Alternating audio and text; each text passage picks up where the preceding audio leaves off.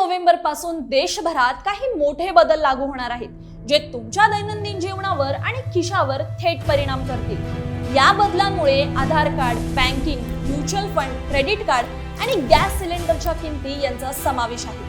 यात पहिला बदल म्हणजे युनिक आयडेंटिफिकेशन ऑथॉरिटी ऑफ इंडियाने आधार कार्ड अपडेटचे नवे नियम लागू केले, ज्यामुळे नाव, पत्ता, जन्मतारीख आणि मोबाईल नंबर तुम्ही आता घर बसल्या ऑनलाईन अपडेट करू शकणार आहात।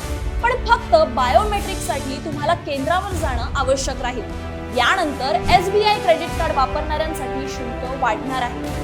थर्ड पार्टी ॲप्सद्वारे शाळेची फी भरताना 11% पर्यंत अतिरिक्त शुल्क लागेल। तसेच 1000 रुपयांपेक्षा जास्त वॉलेट लोड केल्यास 1% शुल्क द्यावा लागेल। पुढे म्युच्युअल फंड मध्ये पारदर्शकता वाढवण्यासाठी AMCचे अधिकारी, कर्मचारी किंवा त्यांचे नातेवाईक 15 लाखांपेक्षा जास्त व्यवहार करत असतील तर ती माहिती कंपनीच्या कंप्लायन्स अधिकाऱ्याला द्यावी लागेल। सोबतच बँक खात्यात नॉमिनी बाबतही मोठा बदल करण्यात आला आहे।